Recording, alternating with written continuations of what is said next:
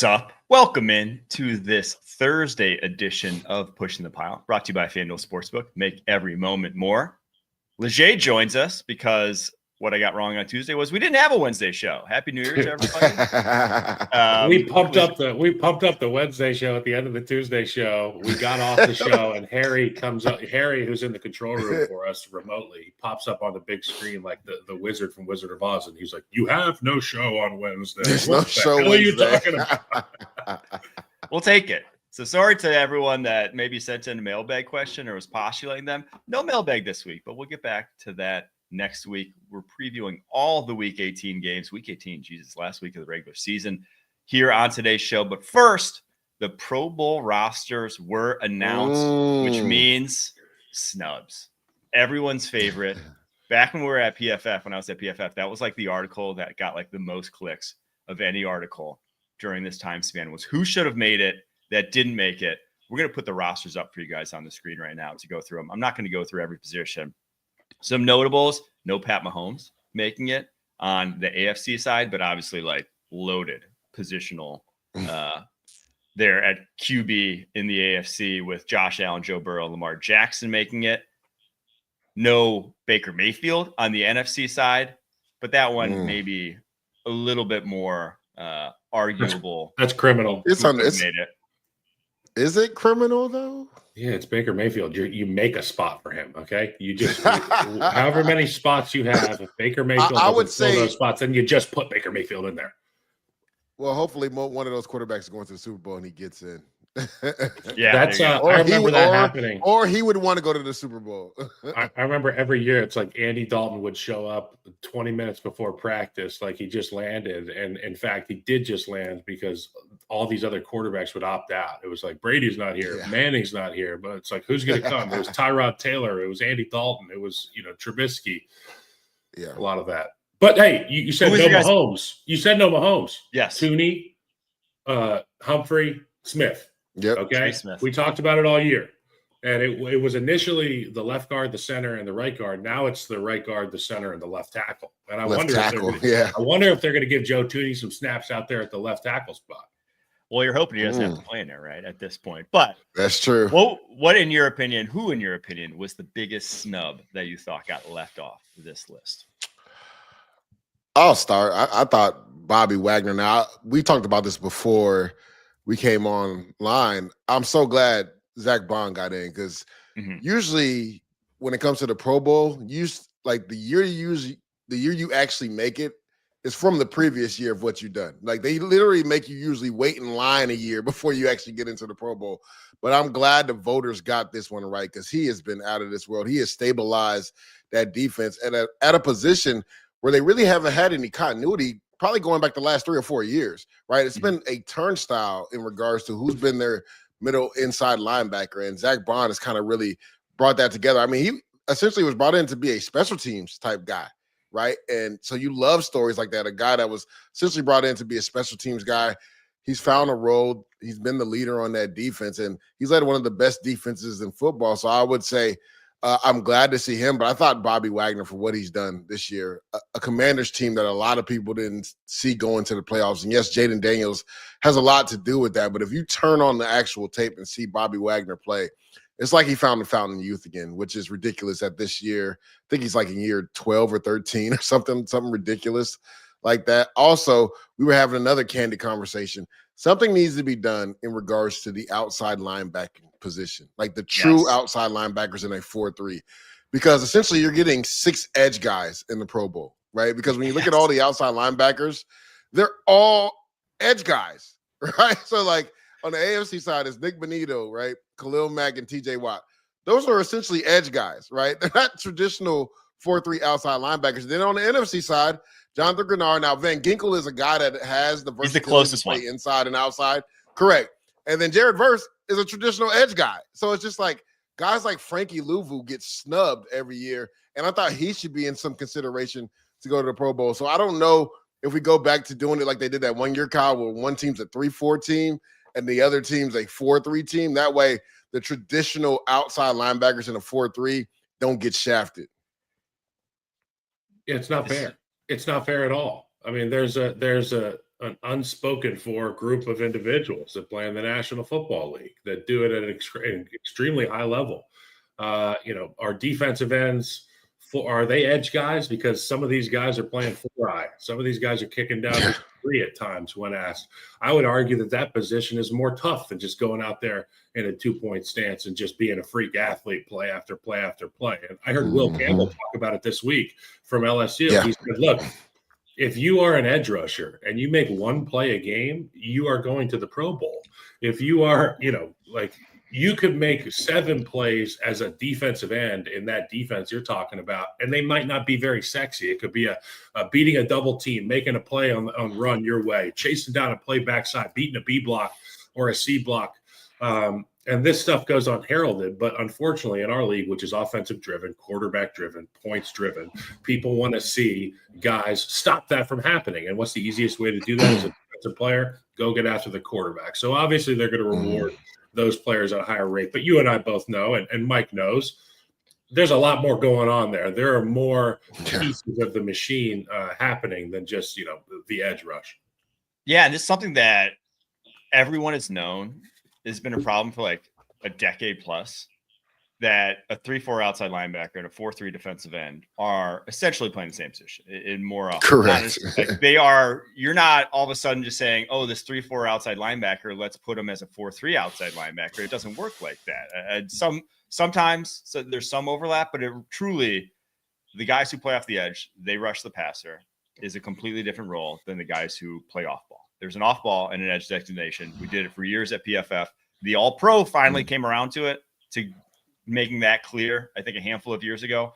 It's time that the Pro Bowl catches up. It's like freaking 2024. We don't have to keep doing this because, like you said, 6 edge guys make it compared to 2 off-ball linebackers. So if you're an off-ball linebacker, you just ain't going to be making Pro Bowls. You got no shot.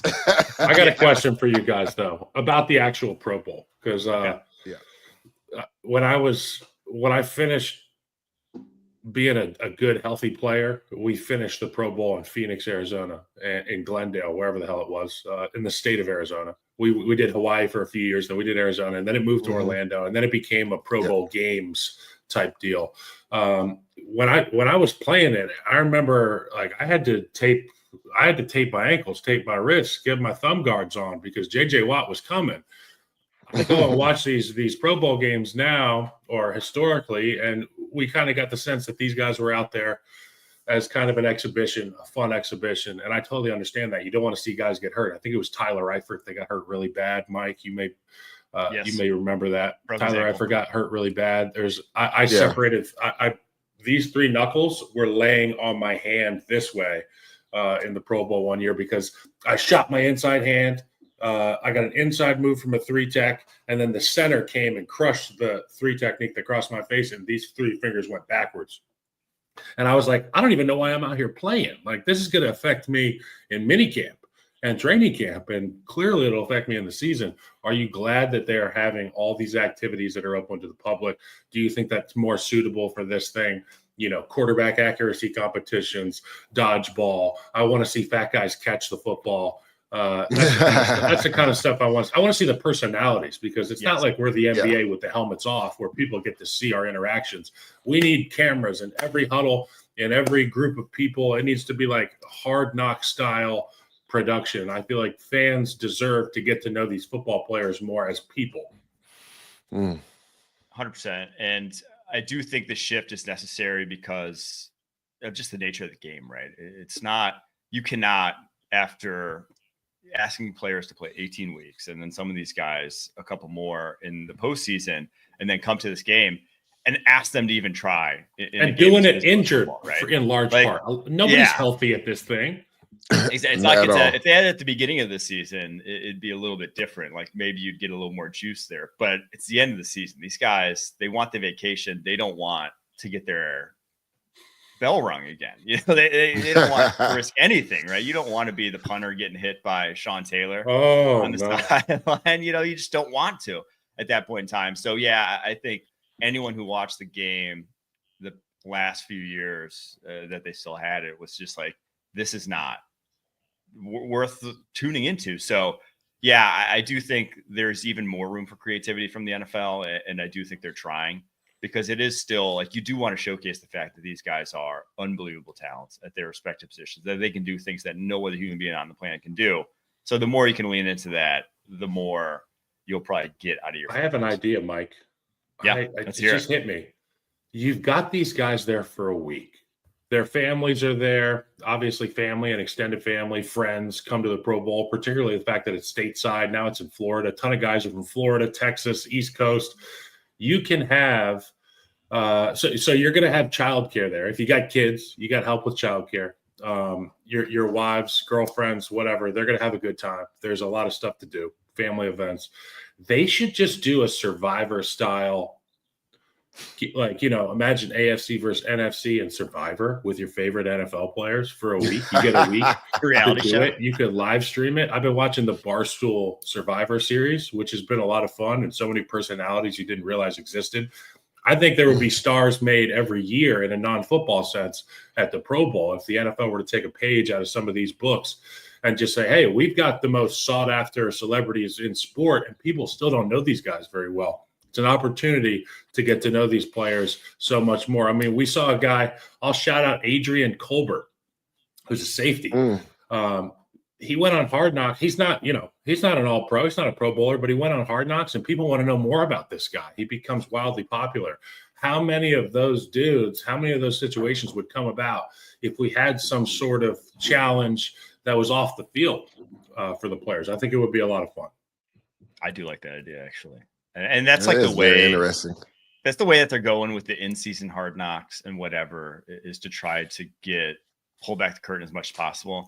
I do think you'll see the Pro Bowl go that route as well. My biggest snub, though, I got two. One, the league leader in interceptions, Kirby Joseph. What? Doesn't make it. Buda Baker, great player. He has not been the same sort of playmaker as Kirby Joseph. And I know you already put his teammate Brian Branch in there, but like they both deserve it. They're the guys holding this thing together, right on the back end. So 100%. Him making it, I think, should have. And then I'm going to go deep. Special teamer in the NFC, Kadarrell Hodge. Excuse me. The guy has 5 tackles on special teams all year long. Nick Bellore, Commanders legend. 21 tackles, leads the NFL right now. Doesn't even make it. Wow. Just legend. Last year's Pro Bowler, too. He deserved it. In my opinion. Here's why Kirby Joseph's not on the list. Yeah, he's a multiple. Kirby Joseph, great player. I'm sure I would love the guy as a teammate. Let me just preface with saying this. He took out like 3 Pro Bowlers last year. Okay. Talking about tight ends. They're getting their boo back. Okay. The committee is like, hey, Kirby, we love the way you play. You're fantastic. You're the glue on the back end of that defense, but we're going to need you to stop destroying people's lower halves. Okay. Tell him to change the rules, Kyle. That man not trying to get fined. I'm going to get killed for change that. The rules. Sorry, Kirby. People don't want to go over the field against the Lions. Nah, it's to Mike's point. It's utterly ridiculous because I think Kirby Joseph and Branch deserve to both be on the All-Pro team. They most likely will be. And like Xavier McKinney, I'm not mad at that either because I think he deserves to be a Pro Bowler. But those should have been the 3 guys. And I know on the thing traditionally, I think you get 2 strong safeties and 1 free safety. But I think this year should have been 2 free safeties and 1 strong safety because Kirby Joseph, there's no way you lead the league in interceptions. And people can keep talking about this Detroit defense and how they're giving up 32 points a game in December. But you know what? The one thing they have been is opportunistic. Kirby Joseph literally put the team on his back versus the San Francisco 49ers with 2 interceptions that essentially swung the game in their favor. So it's like, dude, how is this dude, again, leading the lead in interceptions? And even going into that game, I think he was tied for the league in interceptions. So it's like, you can't say he just got those 2 interceptions and that's why he's leading the league. No, he's been doing it for most of the season. Like, the dude should have been a Pro Bowler. And then there's another one on there that I saw that to me didn't make any sense. But I thought Kobe Turner and Zach Allen got snubbed. I thought both of those guys should have got in. Dexter Lawrence has missed a good portion of this year. And he's a heck of a player when he was playing, but you can't miss that many games and be a Pro Bowler. Like, again, this is the argument we go back and forth with, Kyle. Are people actually watching the film, right? Because Kobe Turner, people kept saying, well, when Aaron Donald leaves, it'll be interesting to see what he does. All he does is go out there. He's a young AD. All he does is go out there and put up 8 sacks and is dominated in the run game. And people were saying, he's undersized, he's too small. And I kept telling people, when I watched the film at Richmond, when I watched it at Wake Forest, I was like, this guy can go. He is going to be a really good player. But everybody went back to his measurables, and all he continues to do is create havoc in the backfield. So I thought him and Zach Allen should have definitely been in the Pro Bowl this year. Love Nomni at Matabike, but I thought Zach Allen had a better season than him. Yeah, he had it down here. Hey, Dexter Lawrence, 12 games. When we talk about these snubs, so you brought up a great point. Kirby Joseph should be an All-Pro, and we all agree there. And he's going to miss the Pro Bowl. I'm good friends with a gentleman named Mitch Schwartz, who you guys may have heard of. He is the PFF poster child. The guy, they rewrote the scale offensively for this guy because he was so damn good and efficient at the right tackle position. He was never a Pro Bowler, but he was, if you look at the tape, if you look at the numbies, he was the guy. That's the Kirby Joseph situation here is with Mitch Schwartz. He addresses me as Pro Bowler smugly in text messages because he never made one, and he's so pissed at me about it. But guys in the locker room understand who the best players are. And more often than not, you don't get that representation in the Pro Bowl. So for people that were snubbed, people that feel like they were slighted because of this list, just you grit your teeth, you put your mouth guard in, grit your teeth and go do it again, because I promise you they're going to pay you regardless. I mean, does Pro Bowl and All-Pro help with popularity? Does it help with getting you on a desk on Sunday Night Football, Monday Night Football? Sure. But I'll tell you what, when you lay your head on the pillow, you're not going to regret all the work you've done as a football player, and it bleeds in. It carries over to the next year. So for guys like Kirby Joseph and Mitch Schwartz, Super Bowl champ Mitch Schwartz, All-Pro every year, Mitch Schwartz, you're going to be okay. All right? Things are going to be okay for you. Schwartz, 4-time All-Pro, 3 second teams, 1 first team, 0 Pro Bowls. Unbelievably criminal there. And it shows you how much fan voting sways Pro Bowl voting when it's not. That's obviously removed for the All-Pro. It's all media. But I do think the All-Pro, just over the past decade or so, they do a much better job. And that's why they've revised the process, changed the positional designations to make it more reflective of what's going on the football field. So Pro Bowls are fun. All Pros a little bit more meaningful, in my opinion. You're not going to complain. You're not going to complain if you get a Pro Bowl. But if somebody said, would you rather have an All-Pro or a Pro Bowl? We'd all raise our hand for All-Pro. All-Pro. All right, this Sunday, the NFL regular season comes to a finale, and it's on CBS with key games deciding the playoff race. First, the Panthers take on the Falcons. Later, the Chiefs go on the road for a meeting with the Broncos, who can secure their postseason spot with a victory. Now that's a CBS Sports Sunday. It all begins at noon Eastern with the NFL Today, Sunday on CBS and streaming on Paramount+. Don't go anywhere. We've got the full slate to hit right after this. It's a team almost too good to be true. You guys ain't ready for us. Kick your game day off right as the Tops team tackles all the biggest headlines around the league. Who's got 2 thumbs and loves this next segment? Sunday mornings on CBS Sports Network. All right, let's get right into it. Our locks from a week ago. We had a good week, fellas. We all went 2-1. We're all making some cheddar. Harry hit his over on Baker Mayfield touchdowns, 1.5. Harry? I didn't miss that New Orleans cover, but the late Jets, Buffalo going over, DeAndre Swift going under, those ones. Hitting Detroit money line for Kyle. You could have gone even higher than that, Kyle. You could have gone with the full spread there. And then the Jaden Daniels over. It's coming neck and neck, though, to the end of the season here. This week, going to decide who wins the regular season between me and Kyle. Either way, we both had a pretty good year so far. Let's get to Saturday's games, shall we? 4:30 game. Browns travel to Baltimore to face the Ravens. It is a 17.5 point spread Baltimore's way. That, I believe, the highest we've seen all season long with, mind you, a 42.5 point over-under.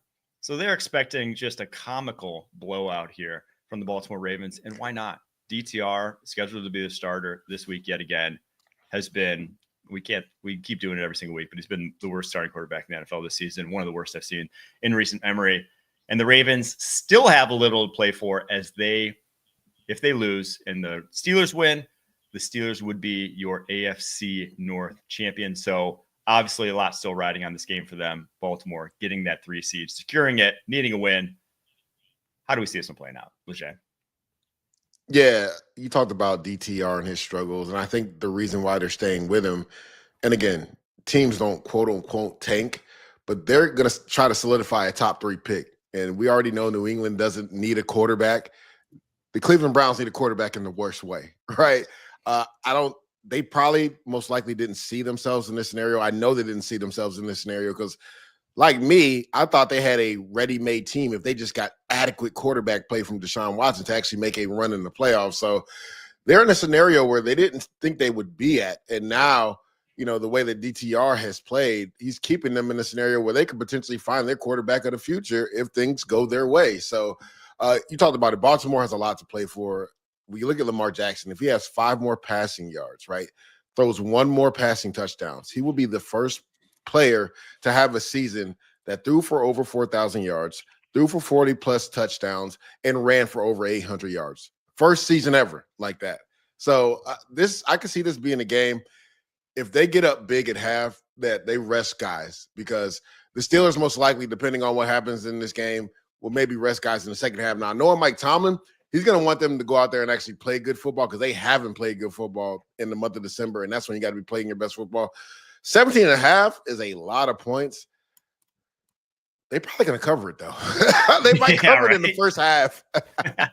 I started my week off, Leger, by watching it was essentially a highlight film of John Harbaugh doing pull-ups, hitting dumbbell rows. He's jacked. Heavy. You saw that? Okay. He's jacked. When we think about the Harbaughs, it's often, we understand Baltimore Ravens have a great culture. John Harbaugh has been the centerpiece of that for a long time. But we're always like, Jim Harbaugh is the guy who's probably lifting weights with the team and yada, yada, yada. I saw that John Harbaugh footage. And after that 31-2 win against the Houston Texans, and understanding that the Cleveland Browns did beat the Baltimore Ravens this season, I fully anticipate seeing one of those Dan Campbell, Jim Harbaugh, we're making everybody go this game, because they don't want to lose that momentum that they felt in primetime against the Houston Texans. They want to continue to smash face. And it's not like they're playing against a nameless, faceless opponent in the Cleveland Browns. This is a divisional opponent that beat you. And this is the next step towards making your Super Bowl run. You do not let your foot off the gas. And like John Harbaugh hitting those pull-ups, it's all or nothing, baby. It's all or nothing. And I totally could see them covering this spread. Yeah, I'm right there with you guys. I think they just want to look as good as possible heading in, like a true blowout, no foot off the gas until late in this game. I do think this spread is indicative, and I think they cover it just because, one, what Cleveland's offense looks like at this moment in time, and two, just how the Ravens want to be feeling heading into the postseason. I did say this before the show that I told you guys, I'm going to do a silver lining for every single team, and now that's like completely out of it. That has nothing to play for. And with the Cleveland Browns, it was difficult. I will be honest. This year did not have a lot to look forward to. However, they have 2 young defensive linemen in the pipeline that I was very impressed with this year. One, Isaiah McGuire, defensive end, second guy, big step forward from last year. Awesome in the running game. Flashed a little as a pass rusher. He actually finished, or right now has, an 87.2 overall PFF grade. He's been tremendous for them in year 2. A big number. Michael Hall Jr., your rookie DT, second rounder, the youngest defensive tackle in the NFL. That guy flashed on a week in, week out basis. To be that young, again, 21 years old, just turned 21 late in the summer, doing what he's doing at the NFL level already, you think you have something special as he gets older, stronger, more refined. The Browns defensive line only getting more reinforcement. So those are your silver linings for that team. All right, let's get to Bengals at Steelers, the nightcap on Saturday. Bengals favorites in this game, 1.5 points on the road, 48.5 points is the over-under. Kyle, how do we see this one playing out? Well, a lot of this depends on the health of the Cincinnati Bengals team. Your left tackle, Orlando Brown Jr., has been banged up. I saw him walking through the tunnel to the locker room after the game, and he said, on an effing broken leg. And if you know Orlando Brown, he keeps it gangster. He's old school. He's like a 1980s style tackle. Like when I think about Orlando Brown's personality. I think about a guy like Deion Dawkins, boisterous, big, huge. I don't think you realize how big this guy is. If he's healthy and he's feeling good, I really like their chances. Chase Brown obviously went down at the end of that game trying to slide. He was in church mode. Yeah. He went to the knee and he got in trouble there towards the goal line. So if he's back, I fully anticipate this Cincinnati Bengals offense, who has been laser focused with Joe Burrow in the driver's seat and Jamar Chase chasing that triple crown. I love the chances for the Cincinnati Bengals. And you said it about the Pittsburgh Steelers. They need to play the entire game. They need to play well because they need to right the ship prior to the playoffs. And the Cincinnati Bengals, they need to win and they need some help. So I fully anticipate this team with its back against the wall once again, after having 3-4 game-winning drives against the Denver Broncos, to roll that momentum into Pittsburgh. It's going to be a lot of fun. I fully anticipate Joe Burrow to look like Joe Burrow and this Bengals team to handle business. Yeah, I know we got our locks later on in the show, but I'm going to go ahead and give you guys a little preview. I'm definitely taking the over in this game. Yeah. I think it's only 48.5. And if I'm not mistaken, I believe the Steelers scored 44 and the Bengals scored 38 the last time these two teams played earlier in the year. Now, the Steelers' offense has not looked the same. George Pickens made his return last week. Him and Russ didn't seem like they were on the same page a lot. Also, I would say Trent McDuffie was putting hands on George Pickens last week, so that had a lot to do with it as well. The Cincinnati Bengals defense don't have anybody like Trent McDuffie on that side of the ball. That's been the issue for this Bengals team and why Joe Burrow has the astronomical numbers that he has. I believe he's thrown for over 4,500 yards, over 40 touchdown passes. And people are wondering if some odd chance they get into the playoffs, should he be in the MVP category? And I'm going to say no. And I know a lot of people are going to say, what? He's playing out of his mind. I liken it to this, fellas. When you look at the Bengals, before beating Denver last week, Kyle and Mike, they were 0-7 against winning teams this year. 0-7. Now, again, when you're Joe Burrow, when you're Josh Allen, when you're Patrick Mahomes, and you're in that rare air, right, it's your job to figure it out. Even if your defense is giving up a ton of points. We see it in Detroit. How many times did Josh Allen put the team on his back and win games when he had to score every drive? He's done it multiple times this year. And this is not me taking a knot at Joe Burrow, but I've seen this dude get sacked 70 times to go to the Super Bowl. So, like, at the end of the day, go back to that Commanders game. You let a rookie quarterback go toe-to-toe with you and score on every drive when you couldn't score on every drive. Like, those are the games, like, people will say, what is he supposed to do? He has to score every time. Well, if that's what it takes, you know this, Kyle, that's the rule in our locker room. I don't care if we score 5 points or 50. At the end of the day, we have to get a win. Yeah. Right? So, like, I wouldn't put him in that MVP category because versus winning teams, you're 1-7 this year. Right? If we're going to knock Tua Tagovailoa and other quarterbacks in regards to that, you got to be put under that same threshold. But they are one of, if not the most explosive offenses in football. To your point, Kyle, the Steelers have to play better in this game because you do not want to be playing your worst football in December heading into the playoffs. And then there's also an added incentive because if the Steelers were to win this game, right, and Baltimore wins as well, I believe that locks them into the 5 seed. They would be playing the Texans instead of going to Baltimore. So if you're the Steelers, the last team you want to see is the Baltimore Ravens in the first round, right? Yeah. That's a team that you play like twice a year already, and it's hard. You know, they beat them one time, but it's hard to play a divisional foe in the playoffs. You would much rather go to the Houston Texans, who have been struggling in their own right, instead of going to Baltimore in the first round. So I don't know, for some odd reason, I know the Bengals have all the momentum right now. Just Mike Tomlin in these spots. And this is where I go to the coaching. Games like this, the coaching usually supersedes who has the advantage to win.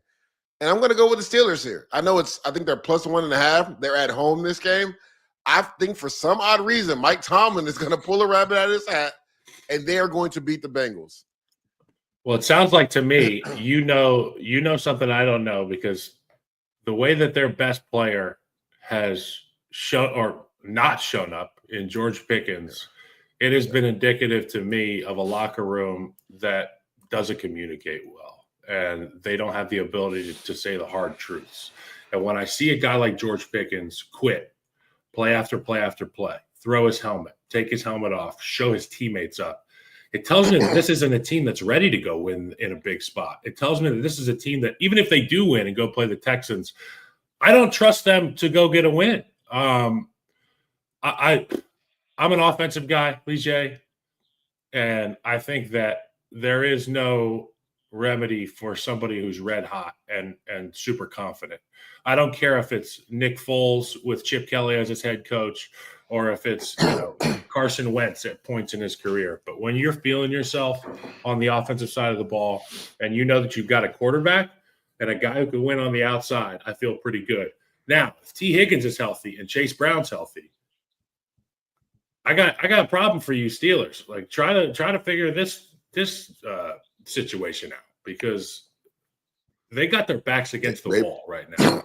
They beat him earlier this year. I know, but this is it. There's a lot of people that beat the Bengals, but the reason that they're even That's what I'm saying. The reason that they're even in this situation right now is because they're red hot and their fight or flight response kicked in and they didn't fly. They started fighting, and it's been a lot of fun to watch. Yeah, I'm going Bengals as well, because one, just where they're at right now, the trajectory they've been on, but two, you mentioned Mike Tomlin being able to show up in these spots. To me, there's no saving the bad apples in the locker room when you are losing, no matter what. Like when you are getting your ass kicked the way they have the last 4 weeks, I don't think there's any cobbling together George Pickens' psyche at this point. Unfortunately, you got to just start hot, put it in his hand. That's just why he's there. That's why, that's just why I think there's teams that avoid players with who in that mold, because just at this point in the season, like the way they've gone, just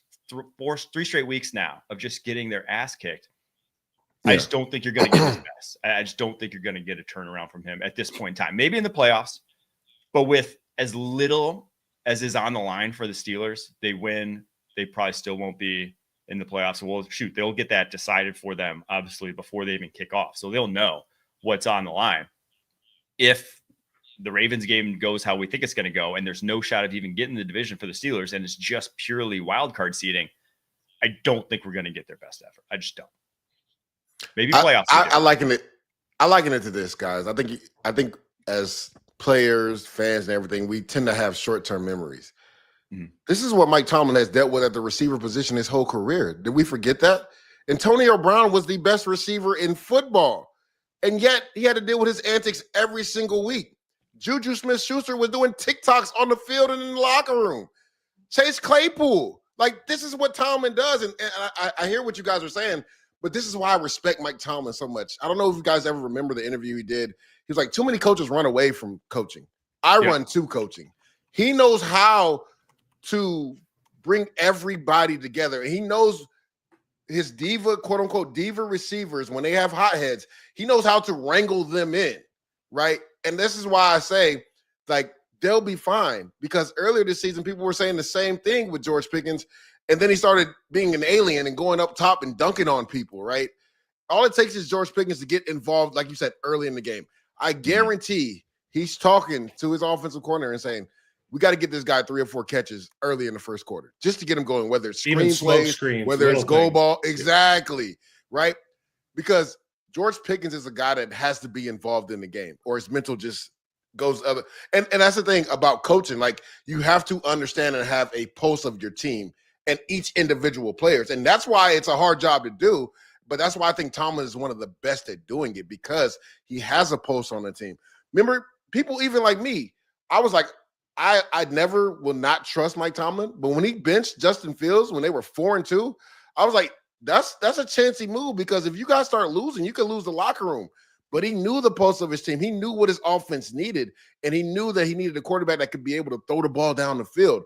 So this is why I say I always lean to coaching in scenarios like this, because we've seen a track record of Mike Tomlin dealing with these type of receivers every single year, and yet the guy still doesn't have a losing record. I mean, it is hard to argue. It's just, I do think I would trust him in the playoffs. I just don't think there's enough on the line at this point to turn it around. I mean, I guarantee playing Houston over Baltimore is a lot on the line. That is. And I would rather have Antonio Brown than George Pickens in his current state. 100%. But I think wouldn't everybody want AB would out choose there that. with the Twitter app in the huddle, maybe. But there are bad apples, so to speak, or guys who are liabilities. And then there's what I saw from George Pickens on Christmas Day against the Kansas City Chiefs.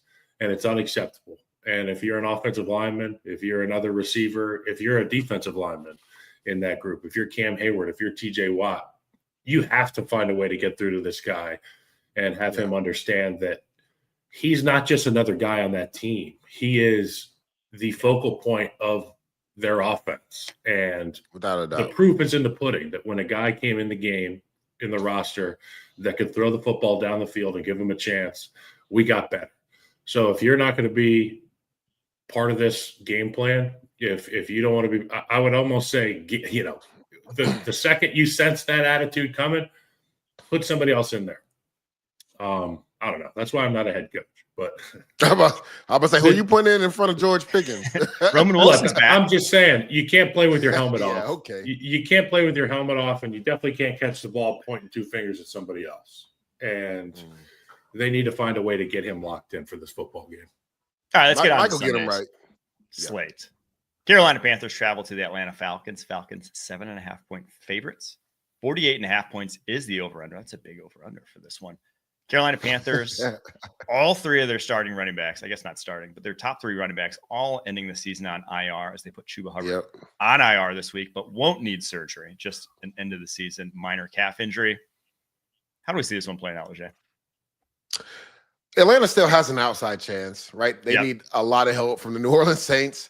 Me and Mike were actually texting during the game last week, the Commanders and the Falcons game, and I said, Penix. I gave him the eyeball emoji, Kyle. Penix. He didn't miss some throws, but we talked about this before, Mike. That was his issue at Washington. Those intermediate throws, he can sometimes be inaccurate. But on those anything outside the numbers, he's laser. That's laser beams coming at you, and he's throwing it before you come out of the break as well. And he has like almost arrogant arm talent too, because the ball literally just pops out of his hands. Like how many times did Drake London was open on these outbreaking routes versus the Commanders last week, and the ball was right where it needed to be. Like Drake London didn't have to turn around and catch the ball. So many times you see receivers having to turn their body around on these outbreaking routes. It doesn't happen with Michael Penix Jr. And I saw him grow up. Now, something that we were supposed to talk about off the ball, but we couldn't because of the Pro Bowl conversation. The clock management. The Atlanta Falcons would have been in the playoffs if not for bad clock management. And me and Kyle have talked about this ad nauseum. It's almost like head coaches get locked into the game as fans instead of actually being guys that are supposed to be controlling the game, right? And understanding situational football scenarios, understanding clock management. I remember me and Kyle were tweeting about the Zach Taylor scenario where they decided to let Joe Burrow sneak it in, where he could have just took 3 knees and kicked the field goal and won the game regulation. And that's why I don't trust the Bengals as well, because of him. I think Mike Tomlin would never make that mistake. Raheem Morris, 40 seconds left in the game. You get a 22-yard catch in the middle of the field. You have 2 timeouts. You can't take them with you. Burn a timeout. You burn 30 seconds. You know you don't have your regular kicker in. You have a backup kicker in. And the crazy thing is when he kicked it, guys, I said, oh, that's money. But then it just died out. It was about 4 yards short. Just imagine if you had 15 Pick the wrong club. He's got to fire his caddy. Exactly. That boy tried to finesse it up there with the 54. No, just a smooth 8 iron. No, son, you need a 6 iron for this one, buddy. You need a 6? Yeah, you're on hole 18. You're fatigued. Yeah. Club up. What do they say? Club up. You need to club up. But yeah, if they had 20 more seconds, they could have ran 2 or 3 more plays and got him into advantageous field position to make that field goal kick and essentially kick them into the playoffs. So I love what I've seen from Michael Penix Jr. I love how this Carolina team had competed until last week in the second half. It got ugly for him versus Tampa Bay Bucks. I do believe that they're already thinking about Cabo and everything now. I like Atlanta in this spot to win this game.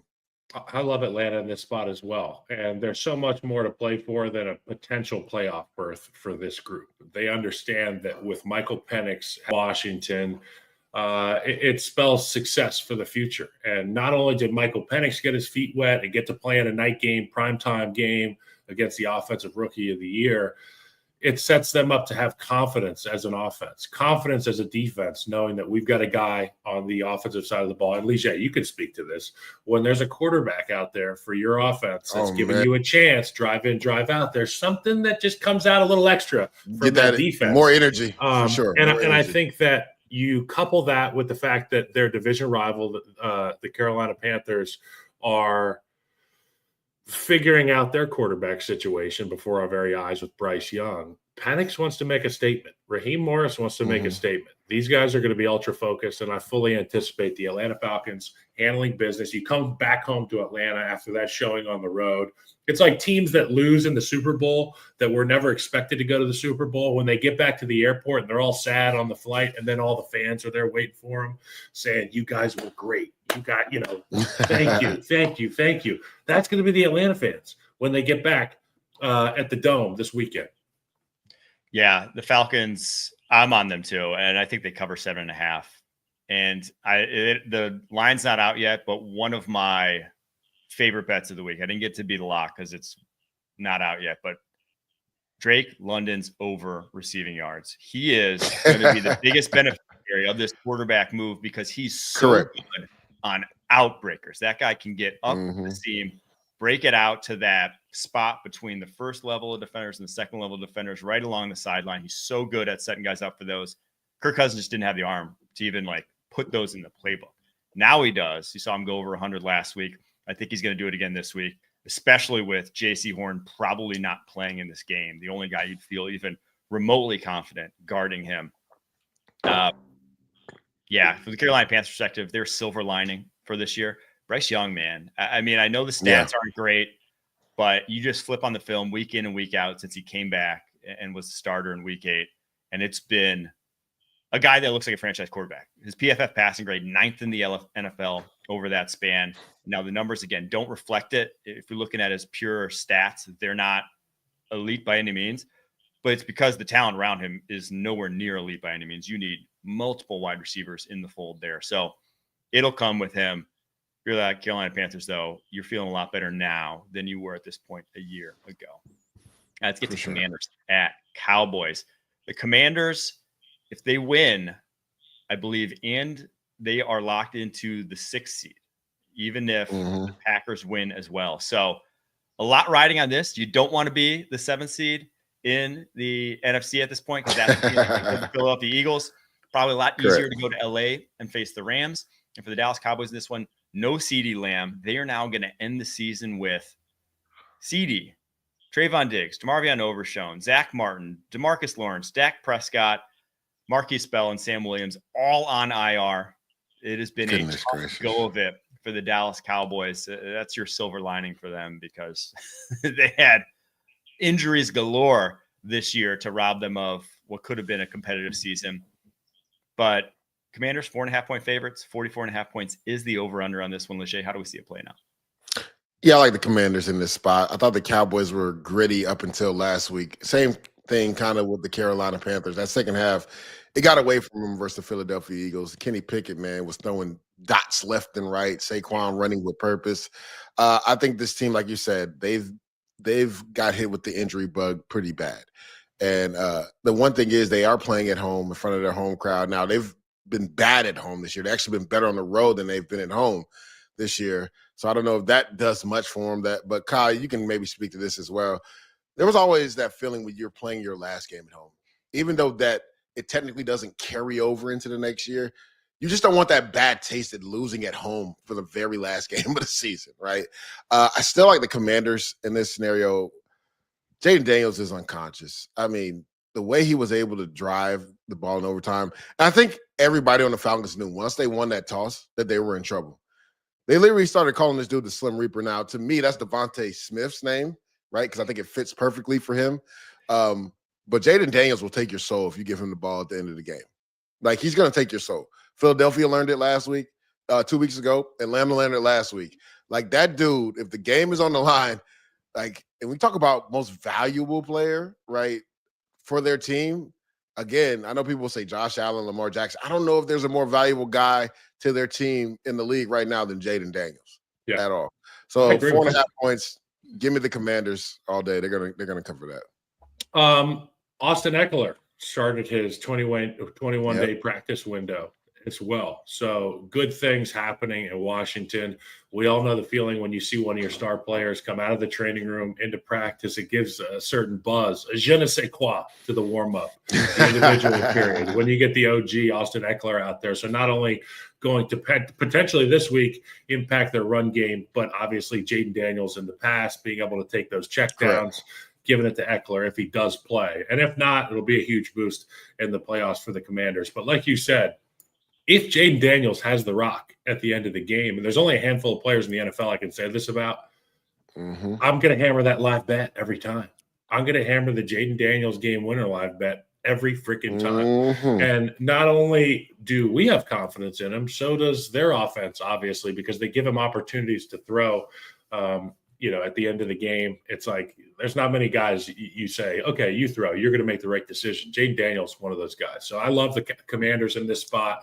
They've got everything to play for. They've got to continue that momentum rolling into the playoffs. This is the conversation we're going to have time and time again today about certain teams. I love the Commanders in this spot. Yeah, it's really hard not to. I mean, there's just no reason. They have something to play for still. They're going to try to win this game. The Cowboys don't have anything to play for. They don't have their best player on the offensive side of the ball. The only saving grace is that Marshawn Lattimore may not be playing yet again. That hamstring injury that has plagued him all season re-aggravated it. So that's something to monitor. Obviously, going to the playoffs, I don't think it matters much in this game if CD's not in there, but obviously would have been nicer to have him. That all being said, it's just I might even throw this one up to a 9.5. Really get crazy. Because I think if they win this one just going away. I don't running away. Yeah. Ends up being close. All right. Let's get to Chicago at Green Bay. Green Bay is 9.5 point favorites. We have 9.5 point favorites. 40.5 points is the over under. Word just came out this week. Jair Alexander having surgery on his knee after they kept hoping he'd be back. He will That's not a tough be back blow, man, for the rest of the year. And yeah, as a Packers fan, I think that's the nail in the coffin for their chances of really running through the NFC at this point. You think of what their schedule is going to have to be, because let's assume the Commanders win. They're going to have to go to Philly, to either Detroit or Minnesota, and then to whoever comes through the other side at that point, whether it's Tampa Bay, Los Angeles, Washington, or Detroit / Minnesota. That's impossible. That's an impossible slate when you don't have the guy who's your number one corner, who you thought that, maybe that's a guy that can get you over the hump against a Detroit, against a Philly, against a Minnesota, because he can go toe-to-toe with the Justin Jefferson, A.J. Brown, or Amon-Ra St. Brown. He has that ability. Now they don't have that. It's obviously, I don't think it's going to be a big factor in this game, but I do think that's just too much. The Packers were already looking up at all those teams. Now it just seems untenable. This game, game's going to come down to Green Bay's ability to roll their momentum into the playoffs with their pass rush. And it's when you go play at some of these golf courses and there's a lot of drivable par fours, you're going to be out there eagle hunting. And when you play against the Chicago Bears, as it currently stands with their rookie quarterback holding on to the football too long, and he said it himself this week, he said, it's unfair to categorize my offensive line as shitty when I've been holding on to the football far too long. So that's an admirable statement from him.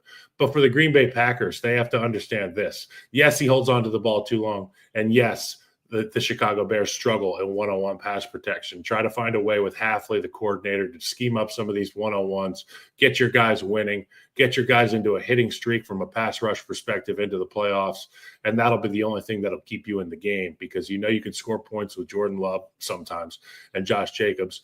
Let's find a way to make some stops, and let's do it with our front seven. Let's find a way to create chaos. I fully anticipate the Green Bay Packers running away with this one. I may not even tune in.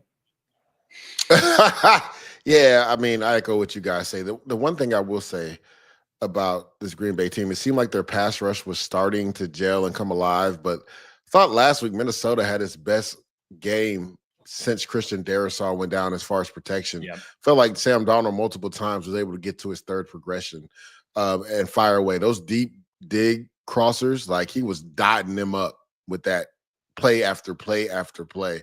So when you look at this Green Bay team, when you look at all their losses, it's coming against playoff caliber teams. And I think that's the big issue for everybody, is like they just haven't been able to get over the hump and beating some of those quality playoff type teams. Right now, they did go to Seattle and beat them, but technically Seattle's not in playoff contention anymore, right? But when you look at the Minnesotas, when you look at the Detroit Lions, right, when you look at the Philadelphia Eagles early in the year, like, they weren't able to get over the hump. And I love the element of adding Josh Jacobs. Not enough people have been talking about what he's added to this Green Bay offense, like the physicalness that he's added to this offense. Like, the guy just never goes down on first contact. And the question is, can Jordan Love have that magical run like he did in last year's playoffs, right? Because for some odd reason, when teams have had to mitigate Jacobs in the second half, it's not until late in the games, Mike, where I feel like we see that Jordan Love, right? It's like, where is that guy that we saw the back 8 games of the season last year and then the first 2 playoff games last year? And Jaden Reed was a guy I thought was going to take another step. But for some reason, him and Jordan Love just don't seem to be on the same page this year. And it's been weird. Like, at times, Romeo Doubs is the guy. At other times, it's Dontavius Wicks. Christian Watson continues not to stay healthy. And then Jaden Reed was the constant that you thought you could always depend on. But even last week's game, like, how many times were they not on the same page, whether Jaden Reed either drops the pass or Jordan Love just throws it too far in front of him? So that's my biggest concern. If a team is able to mitigate Josh Jacobs, which Jordan Love are we going to see? Yeah, I do still worry, and I had kind of a worry going into the season about the Packers receiving core, just no one getting to that level of, like you said, go-to guy. And I think we're seeing that right now, and saw that last week. You go back and watch, like, the third downs last week against the Minnesota Vikings. And the Vikings, very good secondary, but it's not like an impenetrable secondary, right? When they play man coverage, you should, if you have the receiving core that the Packers have been billed to have, you should have multiple guys winning across that front semi-regularly. Like, that's what you would expect. They weren't. They did not have guys, and there were some plays that could have been made that just weren't. Jaden Reed had like a drop on one that was outstretched hands. Like, there were plays to be made, but they were not also just going to town on them. They look like they have a bunch of quality number 2 to number 3 type of wide receivers. There's just not a number 1 there that scares you in any way, shape, or form. And it's fine when, like, the run game's humming and your play action game is viable. But when it's all, you're having to come from behind, drop back passing, I just don't think they have the guy there. That everybody in the stadium knows you're throwing it. And yes, exactly. Even with how dumb these secondary guys are in the league, all offense. Oh, wow. I can't stand the defensive side of the ball, particularly the little guys. I would say words per minute is tied to IQ. There's an IQ words per minute thing. And when you talk that much shit, but my point is this. I digress. My point is this.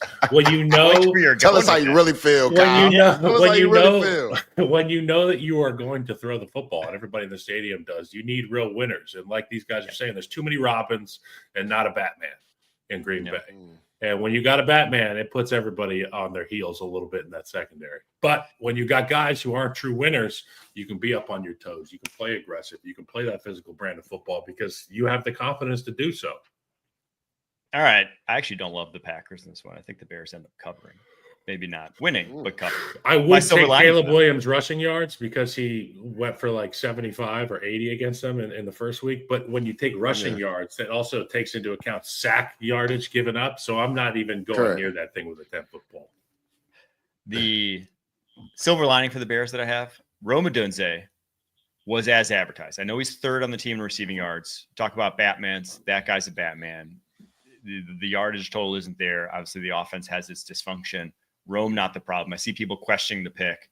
If you watched the All-22, man, you would not be questioning the pick. He is the real dog. Deal. He will be the best. Yes. He will be the best receiver in that class when it's said and done.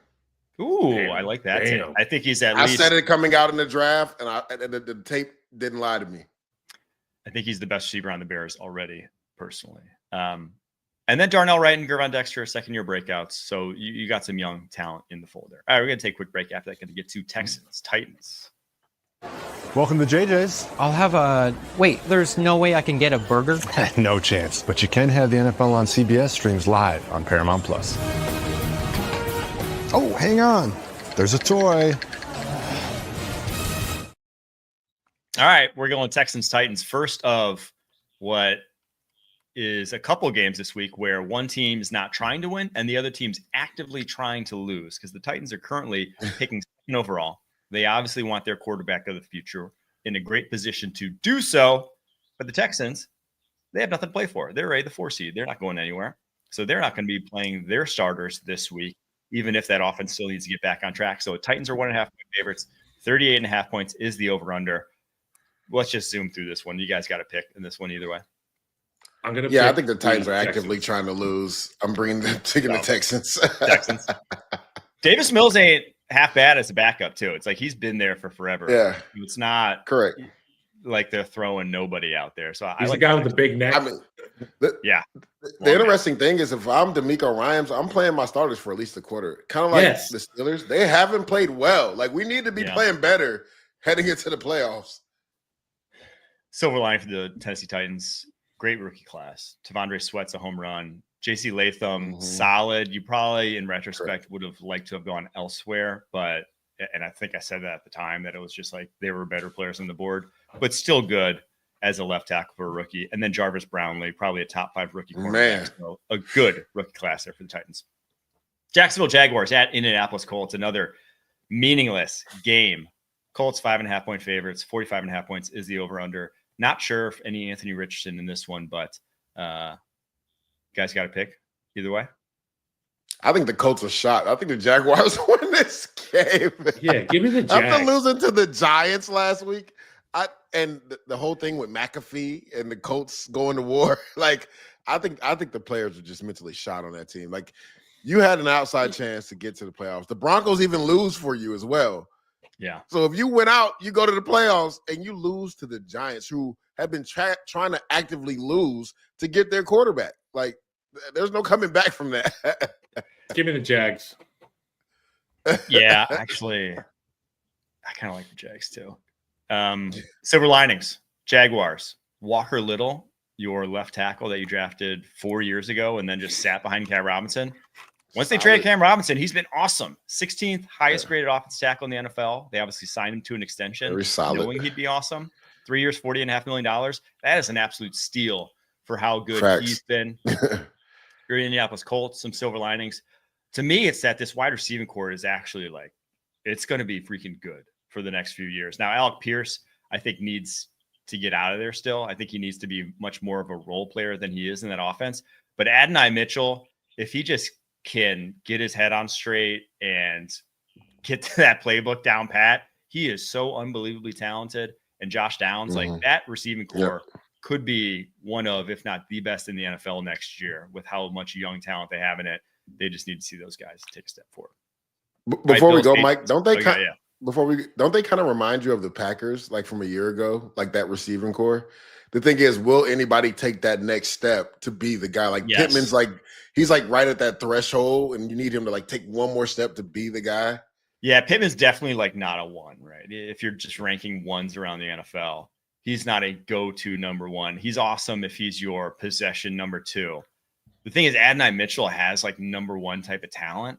He's just, even dating back to his days at Texas, the guy's just like wildly inconsistent. It's like, can you fix that? Can you get in his ear and get him more consistent? Who knows? But if you can, you have an unbelievable talent in that building. And then Josh Downs is kind of like your Jaden Reed, where he's awesome. I love Josh Downs so much. Awesome at one role, but at 5'9", I would throw to him 18 times in a game if he was on my Madden. I'd just be like, whip route. Okay, I need this. I need a deep cross. He's a tough receiver. Bills Pats. Bills 2.5 point favorites still, even though, again, this is the second of the games where truly nothing to play for. We're benching all our starters versus not only nothing to play for, actively trying to lose because they currently have the number 1 overall pick in the New England Patriots. So Bills 2.5 point favorites, over under 38.5 points. Silver lining for the Patriots is obvious. It's Drake May. Dude has been as advertised. The rest of the roster, no silver linings to speak of. It's been an abject disaster for the New England Patriots. That's how you end up with the number 1 overall pick. So any lean either way, because I don't. I'm leaning to Mitch Trubisky-led Bills because, like you said, the New England Patriots are trying to stay at the number 1 spot, not because they want a quarterback, but because they're trying to get a king ransom for that number 1 pick? Yes. Or Oh do my they God. potentially stay there and take Travis Hunter is the question. Yeah, I mean, either way, you don't want to move down, right? Because a win pretty much will drop you probably to pick 4. 4, yeah. Possibly pick 5, depending on how that goes. So no, definitely pick. It might drop into pick 5 actually at this point, but that's you don't want that. You can still get a good player, but if you have the number 1 pick in this draft, you will not only still get a good player because you'll probably either pick Travis Hunter or trade down. But when you trade down, you'll get a good player and you'll get maybe like 3 or 4 more good players. If you know the Patriots, Correct. You need like 3 or 4 to maybe a dozen more good players on this roster. Get the Guys. Yeah. Hey, it's a perfect situation for my guy Mitch Trubisky to have a fantastic game. Okay, this is a guy who he got overdrafted in Chicago in the same year that Patrick Mahomes was brought into Kansas City. It's all he's ever heard about in his entire career. I'm still buddies with Mitch. Fantastic human being, stud of an athlete, and a guy who in my imagination has probably gotten leaps and bounds better being there with Josh Allen. He loves Josh so much. Nobody's going to be cheering louder for his guy than Josh Allen. I love Mitch Trubisky and the Bills in this spot. All right, let's get to Giants at Eagles, the last of these games, I believe, where the Eagles 3-point favorites, Giants, again, picking 4th overall. Definitely don't want to go any lower than that. It's going to be tough to trade up if they do. The only thing is with the Eagles, not only is Jalen Hurts probably not going to play, Kenny Pickett didn't practice yesterday. That might mean Tanner McKee for the Eagles. McKee was cooking, though. McKee was cooking last week. I love the Eagles this one. This is actually one of my favorite bets of the weekend because even like the Eagles' backup offensive line is still pretty nasty. Oh, yeah. Tyler Steen. Steen. You think Mekhi Becton probably still has the dress because you can't sit everybody. Oh, they're going to be taped. They're definitely going to be taped. Yeah. I think it's going to be Lane and Jordan are not going to be in tape. I will say this, though.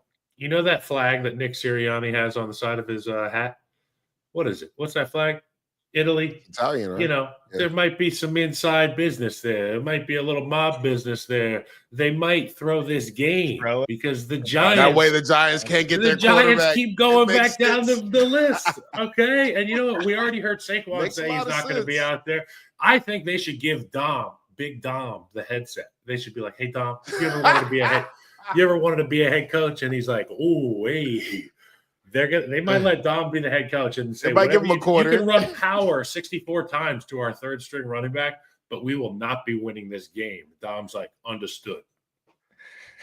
Well, you remember the Eagles, they were the last team to quote unquote throw a game or like have questions about did they throw it. Remember 2020, last week of the season, I can't remember who exactly it was against, but what was it again? They intentionally tried to lose. Or that's the year they played Tampa Bay, right? In the first round in the playoffs? No, it was the year that they were out of the playoffs and they actively tried to lose the game. I think it was 2020. January 2021. Oh, wait, hold on. Where is it? I've got an article here. So Sunday nights, early January. Blah, blah, blah, blah. It was the last game of the Doug Peterson era. Doug Peterson's last game. Yes. It might have been 2019. The win gave the Washington football team the NFC East title with a 7-9 record and put them in the playoffs. That's what it was. They ended up hosting but it was 2019 Tampa Bay Bucks. They were 4-11. That was the 2019 season. Yeah, I think it's 2020. I think they played in 2020, but I think that was the 2019 season. The article is from January 4th, 2021. So I would think it's 20 21 calendar. Yeah, because the 2020 was the year that no one is 7-9 won the division, or was it? The title of the article from SI is Doug Peterson insists he did not lose on purpose for better draft pick. But they did some shady stuff at the end of that game. They end up actually fleecing the Miami Dolphins that one because they traded back, got an extra first rounder out of Miami, still got Devontae Smith, and the next year's first rounder ended up becoming, who was it in 2022? They ended up getting a good player that year too. It was maybe, I gotta find that out now. So because it was by losing, the Eagles picked 6th in the draft. A win would have dropped them 3 spots to number 9. Yeah. And then they ended up getting an extra first rounder out of it from, I believe it was Miami the next year. But kind of, so they were the last team to do it. Now, will they do it this year?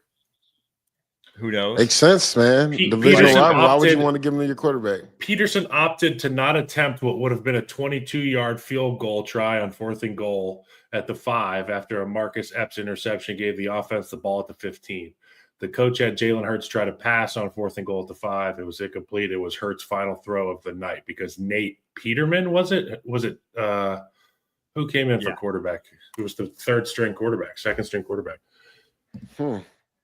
Throw. I think they do it again. That would be awesome. I would love the controversy if they do. My silver lining for the Giants, though, it's pretty obvious. Their rookie class was very sweet. Malik Neighbors, Andrew Phillips looked like dudes. Evan Neal even looked like he could be a serviceable guard. He looked a lot better this year. Yeah. I don't think he'd be a tackle still, at least in pass pro, but I think at guard, he's probably your starter going forward. Let's get to Saints at Bucks. Bucks 13.5-point favorites. 43.5 points is the over-under. Again, Bucks win. They are your 4 seed in the NFC. Not really much to talk about here. Fire the cannons. 13.5 points. I think they cover that too. I mean, New Orleans Saints have nothing to play for here. You're on your backup quarterback. Mm-hmm. It's just hard to see with how they played of late that they have any interest in even trying to win this game. And they were truly a difficult one to find a silver lining for. I don't know if you guys have anything that was like, there was no silver lining for the Saints season, in my opinion. My silver lining is there's no Pro Bowlers, which means you can only get better. That's a silver lining. My silver lining was that they at least admitted with the Marshawn Lattimore trade that they have to tear down, rebuild. That they for years. Hopefully they finally do it. Right? Like for years since Drew Brees, they tried to kick the can. They're like, we still can cobble this together. Even when I thought after the Drew Brees thing, when he was carrying like $20 million in dead cap the year after he retired, that it was just like we had to. I thought that was the year to stop acting like we can just do this again. And we just roll the ball out there and get to the playoffs every single year the way they did with Breeze by just working their cat magic. But then they kept doing it for a couple more years after that. They're paying for it now. They're going to pay for it for the next 2 years. But they have to bite the bullet. I think you move on from Derek Carr. This year sucked. You have to make next year suck even worse, in my opinion, because they should be the ones in front of the line for Arch Manning. That's my goal if I'm the New Orleans Saints right now, is to make sure everything is in place that I do not win games next year, right? That is what I'm trying to do. Make sure everything is in place that I do not win games next year, because next year's quarterback class, you at least know there's one guy sitting for you in Arch Manning. I think that's their goal. He's that legit. He looked awesome in the time he was taking over for Quinn Ewers. And obviously, knowing where he comes from, you think that he's going to have the kind of what he's going to be like. Talent-wise, the guy's arm talent, mobility is like top-notch at this point. So you feel pretty good about it. So we'll see. All right, we'll take a quick break. After that, going to get to some more semi-meaningful games. Chiefs, Broncos, Chargers, Raiders, right after this.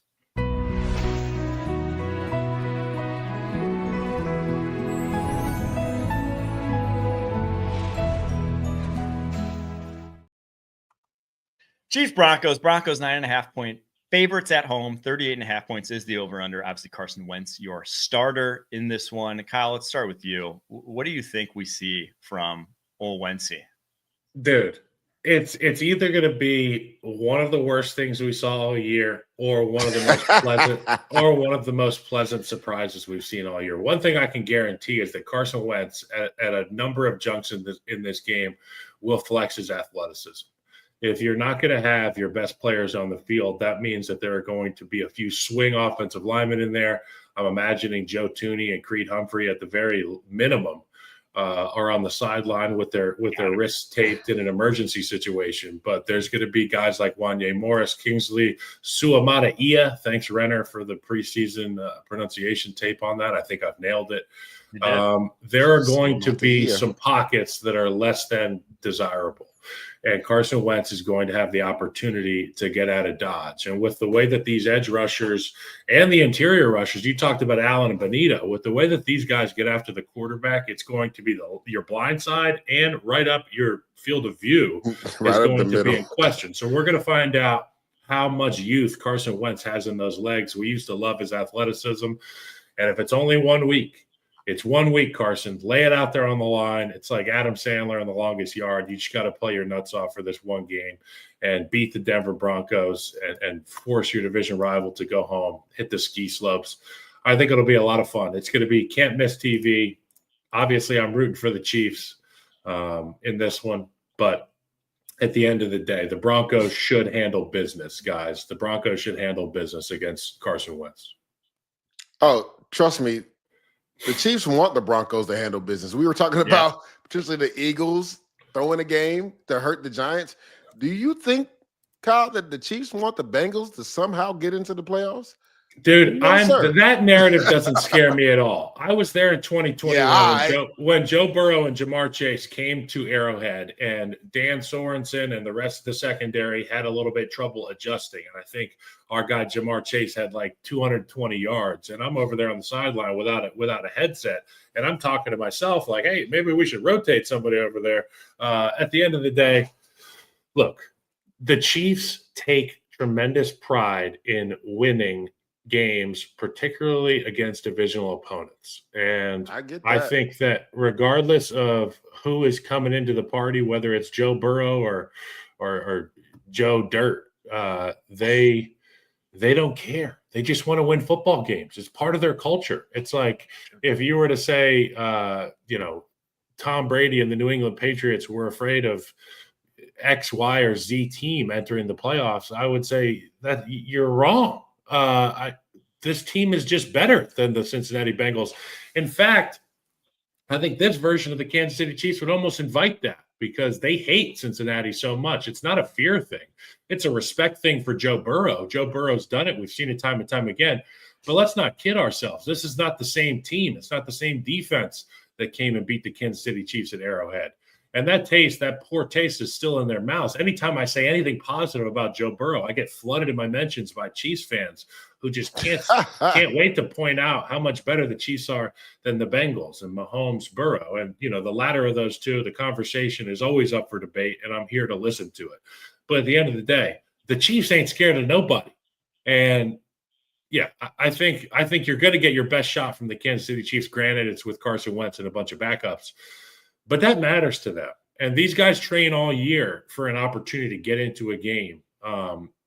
These backup players, it's going to be their best shot. I would imagine Matt Nagy gets to be kind of an impromptu head coach in this football game, with him being a potential hire somewhere, like a sleeper hire.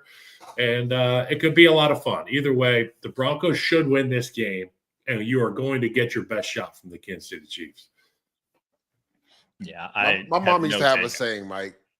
Yeah, and I just want to give it to Kyle real quick because he talked about the Chiefs potentially not being scared. I'm not saying they're scared. I don't think they fear anybody. But this was the saying: "Scared money." Dang, I just forgot what I was about to say. Dang it, Kyle, you made me forget what I was going to say. Scared money don't make no money. Oh yeah, scared money don't make no money, but it don't lose it either. In other words, you got to be smart, right? If you're the Kansas City Chiefs, you know your Achilles heel has been the Bengals. Now, to our producer Harry's point, right? If the Miami Dolphins win, should the Broncos lose, the Miami Dolphins will get in instead of the Bengals. But the Miami Dolphins haven't proven they can win in cold weather. So we'll see how that is versus Jets this week. Yep. But we don't even know if Tua's playing either. Yes, you don't fear anybody.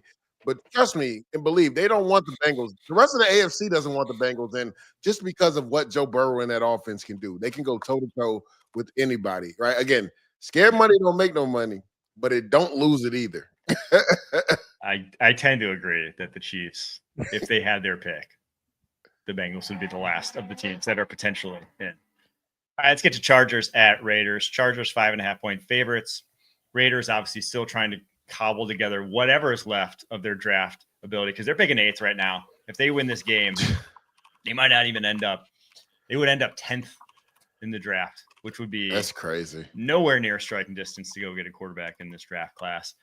Obviously, not a lot to play for here for the Chargers. They'll know based off of what happens Saturday night if they can get the 5 seed. So if the Steelers win Saturday night, they cannot get the 5 seed. Would have truly nothing to play for at that point. I think they may not send their best. if that's the case. But if they can play for the 5 seed, I think you'll get their best shot. And I think they cover that line because you want to play the Texans rather than the Ravens. You just do at this point. So I don't think they would bench their starters or go half speed or bench them after a quarter or whatever it would be. I think they'd go all out. So I'd like them to cover that if that's the case. All right, I think Jim Harbaugh's already said that those guys are going to go. He's a football guy. And to your point, right, there's a lot to play for still because you could potentially end up playing the Texans or the Ravens, which would actually be a really cool first-round game because these two teams did play earlier this year, the Ravens and the Chargers, and the Ravens kind of boat raced them. But it would be great to see the Harbaugh brothers play in the wild card round. That'd be a nice little storyline. But, yeah, I think the Chargers end up winning this game. If you're Antonio Pierce and the Raiders, like, they've been fighting hard. Almost to a detriment, right? Because when you talk about them falling in the draft, if you fall below 8, like there's no way you can move up to 1. Like 8 is that's the last spot in regards to you essentially having to reset your franchise in regards to what you would have to give up to move up to 1. Yes, right? We saw what the Carolina Panthers did with the Chicago Bears. So you're talking about 2 number 1s, 3 number 2s, or 2 number 2s, and DJ Moore. But if you're the Raiders, do you have somebody player-wise you'd be willing to part with in a, with draft capital to move up to 1? The only people that come to my mind is Max Crosby, which would be stupid, right? Because he is the culture of the Raiders. And then maybe Colton Miller, the left tackle, right? Those are the only 2 pieces that are viable. But again, you need both of those pieces on your roster really as you build forward. Exactly. So you think if you don't trade any players with draft capital, it's probably going to take you 2 number 1s and 3 number 2s to move up from 8 to 1. The last thing the Raiders need to do is win this game. And again, I'm a player. I'm not about tanking or anything, but you cannot win games if you do not have the right signal caller. And they need to finally get their signal caller. Yep. There is a silver lining. I love the Chargers here as well. Silver lining for the Raiders. It's that this offensive line is close. It's much better than we saw a year ago. And I think has a really nice young core. Obviously, Colton Miller has been holding it down left tackle for a while, but JPJ Jackson Powers Johnson's been awesome, whether at center or I like guard. Dylan Parham. Dylan Parham's been great. And then Jordan Meredith, former UDFA, came out of nowhere. The guy's been very impressive. I think he's one of your starting guards going forward. And even DJ Delmar Glaze has been solid for a rookie. So you got a nice start of something there along the offensive line after so many woes. After the Carr years, what was it, like 20? The year he broke his ankle was a great offensive line they had there out in Oakland. Has not been the same since. Hasn't even been close to a top 10 unit since that year. This might be the first one that gets them back there with that young core. So that's your silver lining. All right, Seahawks Rams, a meaningless Week 18 game. Seahawks 4.5-point favorites. 38.5 points is the over/under. Not much to talk about here. I'll give my silver lining for the Seahawks, and if you guys want to make a pick, go for it. It's the defensive turnaround. Top 10 defense this year. A lot of that on the backs of young guys. Witherspoon, Woolen, Byron Murphy, Boye Mafe, Derek Hall, Tyrus Knight. A lot of impact from a lot of guys on their rookie deals. You think that with Mike McDonald, this is only the start of something. So that's your silver lining for this season. But unfortunately, this one, completely meaningless. Any picks either way? Yeah, another guy we didn't talk about that I thought was a Pro Bowl bust or snub. I don't want to say bust. Leonard Williams. I thought he should have potentially been in the Pro Bowl. When you look at this game, surprise the line is 6.5, unless we already know that the Rams are just going to sit everybody. But there is still some seeding, right? They could fall to the number 4 spot, if I'm not mistaken. Or is that wrong? Let me see. I got the calculator or the playoff matchup thing up right in front. So I know right now they're locked into 3, but I think they can fall to 4 depending on what happens with the Bucks. Yeah, but the Bucks play the same. So so the Bucks. That's what I'm saying. That's what I'm saying. And then no, they would still be. They still be the 3 seed. Yeah, I believe.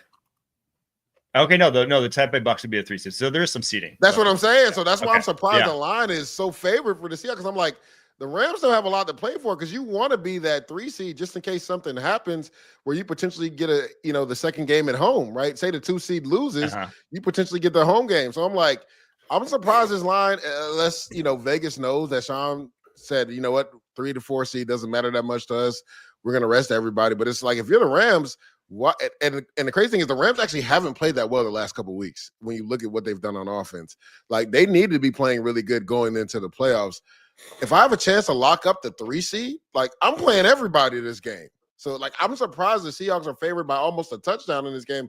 Again, unless Vegas knows something that we don't know in regards to the Rams sitting everybody. Because if Tampa does what they're supposed to do, they can beat the potential 3 seed, right? That's a big difference between being the 3 and the 4 seed. Well, Jimmy Garoppolo is more than likely going to be getting the start for the Los Angeles Rams. So I don't agree with that. That tells me two things. Number one, McVay's like, what's done is done. We're just going to get our guys rested up. I know Rob Havenstein is going to be probably out at right tackle. So a group that has dealt with injury is going to be without one of their stalwarts at the right tackle position. Jimmy Garoppolo is going to be seeing traffic incoming with potentially a lesser than right tackle. And it tells me this, Jimmy G, just like Carson Wentz, gets an opportunity to reintroduce himself to the world because, you know, he's a guy that's bounced around. He's had starting jobs. He's had backup jobs. And more often than not, recently, he's been a backup. It also tells me Matt Stafford's going to be the second coordinator there because, you know, he's going to be able to talk to Jimmy G and work through the things that he's looking at. And I think there's tremendous value in that. I like the Rams in this one, and it's only because I like their staff a lot. I'm obsessed with that Rams staff and their culture, and they do have a real culture. I like the Seahawks, actually, and because, well, Stafford versus Jimmy G is like night and day. And then the Rams are just, they don't play their starters in preseason. If it's a meaningless game, they're going to hold out as many as possible. Their team, like, stay healthy at all costs heading into the postseason, which hard to blame them, especially with, like, their injuries this year along their offensive line at wide receiver. I expect you're not going to see many of those guys out there. If they're not starting Stafford, the rest is going to follow after that. Because they have to play the Lions or the Vikings if they lose and the Buccaneers win. Correct. So, I mean, it's like either way, we're going into a meat grinder. And they beat Minnesota, right? This Minnesota team has gone like this. The Rams team has kind of gone like this. So that's exactly why I think they should play to get that 3 seed. Yeah. All right, let's get to Dolphins at Jets. Dolphins 1.5-point favorites here. If the Dolphins win and the Broncos lose, the Dolphins are your 7th seed in the AFC. 39.5 points is the over-under. But the starting offensive line for the Miami Dolphins in this one could be, if Terron Armstead can't go, which you might not be able to, it could be Patrick Paul, Robert Jones, Aaron Brewer, Liam Eichenberg, and Jack Carman. Not a world beater, especially against this Jets defensive line. And then you added the fact that Tua may not go either. And there's this one. This one could get ugly. It might be I like the under in this one, 39.5. Oh, under for sure in this game. This is the thing, right? Aaron Rodgers is 1 touchdown pass away from throwing over 500 touchdown passes. Didn't get one last week. I'm sure they're going to try to get him going early. You talked about the Miami Dolphins offensive line.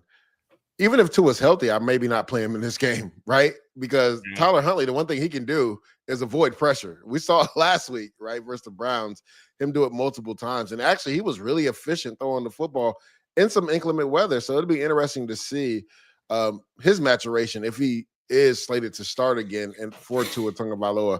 Because Will McDonald for the Jets, you talk about silver linings, I'll give my one for the Jets. My one and only.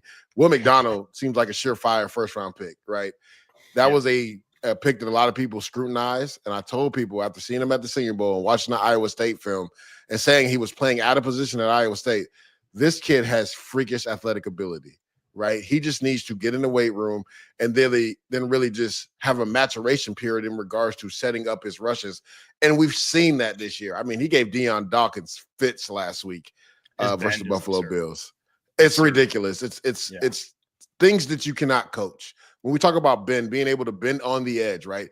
Deion Dawkins was pushing this dude in the ground, Kyle, and he's literally bear crawling full speed, and he's getting a hit on Josh Allen. Like, some things you were just born with in the womb. Like, that wasn't something that was taught. He just, God blessed him with that. So that'd be my one silver. I know you usually do a silver lining. That'd be my one silver lining for the Jets. Miami hasn't proved that they can win in cold games. I think it's going to be pretty cold there this week. They got lucky in Cleveland. I think it was like 50 degrees and rainy. So it'll be interesting to see, especially with that offensive line. Again, I like this game. The under, it's going to be an ugly, low-scoring game. $380,658,010. That is how much Aaron Rodgers has earned in his career. Lord. $380.5 million. This is potentially the last game that we see Aaron Rodgers play the game of football. We have had many things to say about his comebacks now. But I think that one thing he wants to do is leave on a high note. And against a divisional opponent at home, I'm going to be taking Aaron Rodgers and the New York Jets. I think that he is going to be as laser focused as an ayahuasca head can be. And you're going to see this New York Jets team find a way to win. And they know that the band's getting broken up. We've all heard the talk in the locker room. This team won't look the same next year. Well, that team will look as far from the same as can humanly be next year. So I fully anticipate Aaron Rodgers to come out in his last dance and to make something special happen. I actually like the Jets in this one as well. And my silver lining, Leger, I have that the offensive line, we saw like it only for like a brief stint right here at the end. But when it was Olu at left tackle, Simpson left guard, Tippmann center, AVT at right guard, and then Moses at right tackle. When you had that in place, it was good. Like a few games here, it was good, man. The Jags game, it was good. Rodgers wasn't sacked or hit. They didn't give up a sack or hit that entire game. That was like that offensive line could be a real unit going forward. All right, last two games here. Run through 49ers before we get to Vikings Lions. 49ers Cardinals. Cardinals 3.5-point favorites. 44.5 points. No interest in this one. Unfortunately, Drake Greenlaw back on IR, 34 snaps all season long, and now he's going to be a free agent. Silver lining for these teams, 49ers, insane rookie class, Ricky Pearsall, Renardo Green, Dominic Puny, the list goes, Evan Anderson, the list goes on. They had great impact from that. Isaac Guerrero. That's good for them. Guerrero, they just a huge hit, necessary, good for them going forward. On the other side, Cardinals, Jonathan Gannon did so much with so little on defense this year, 14th best defense in the NFL, and above average defense when I think your average football fan's not going to be able to name more than one player on that Arizona Cardinals defense. Not a heralded household name unit, but he got a lot out of them. When they add more talent to it, could be a top 10 defense sooner rather than later. No pick. We'll just go to Vikings Lions here. Lions 2.5-point favorites. 56.5 points is the over-under. Obviously, the number one seed riding on it. That's why it's the premium Sunday night game. How do we see this one going? I know Kyle is going to go with the road team. I'm going with the home team. I mean, I'm going with the Fighting Dan Campbells. People will talk about how this defense has been bad. Shout out to my guy, Doug Clawson, was just having a really good discussion with him. He does all our research. And no team in the month of December has given up 30-plus points per game and won a Super Bowl. But when you look at it, I believe only the 1971 Cowboys have averaged as much as the Lions have averaged on offense in the month of December, and they went on to win the Super Bowl. So, Kyle, I know we always talk about what's the exception, what's the rule. And this is why I've been saying the Lions are going to be fine, because they are the exception to the rule, because they can put up 40 on anybody on any given Sunday. They are averaging 37.5 points per game in the month of December. Let me say that one more time. 37.5 points per game in the month of December. So if Jared Goff and that offense has the ball last, I'm taking the Lions every single time, right? And they've already beat the Minnesota Vikings. And they could potentially be getting Alex Anzalone back, which would be big. They could even get Kyle's boy back, David Montgomery, which adds some physicalness to that offense, would take some load off of Jahmyr Gibbs. Give me the Detroit Lions at home to win the division and get the number one seed. I love the Vikings in this spot. I also love everything you had to say there, Leger, but I just think they're a team of destiny. I think that Mike and I talked about them being like one of the healthiest teams in the playoff picture right now, and Sam Darnold is looking to go into the Lions' den and cut that thing's head off. And I'm excited for this game, as is the rest of the country. Such a big, big game. Give me the Vikings. I got the Vikings as well. I do think, and I like the over for everything you said, because I do think it just goes back and forth and back and forth and back and forth. I mean, similar to what we saw last week in the Lions 49ers.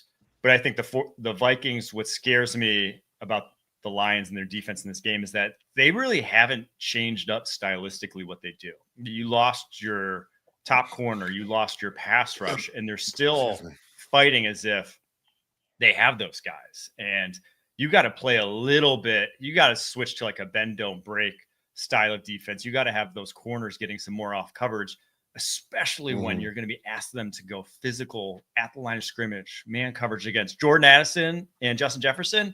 I just don't think that's going to end well for the Lions defense. So I do think the Lions can get to any number and match, but I think if I trust one offense more or one defense to make a stop more, it's the Minnesota. Yep. Well, this is what I say because I know we got to go.